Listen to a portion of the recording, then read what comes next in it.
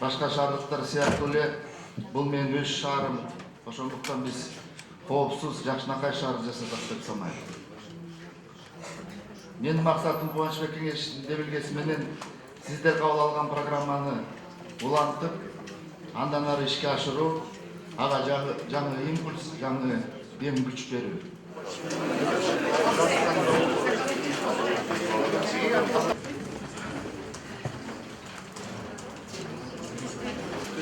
Бишкек шаарынын мэрин шайлоо процессин чагылдырып жатабыз. Шаардын мэрлигине жал.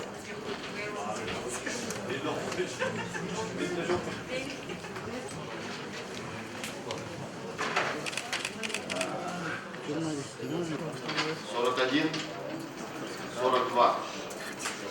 Это количество поданных голосов за кандидата и один бюллетень это против кандидата.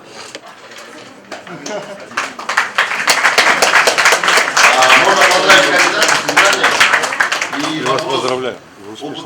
Амнакей, урматтуу көрүүчүлөр, Бишкек шаарынын жаңы мэри Албек Ибраимовго шаардык кеңештин төрагасы Алмаз Кененбаев чепкен жаап, калпак кийгизип, кыргыздын ырым-жырымы менен жаңы кызмат ордун куттуктап жатат. Мына камчы да берип жатат.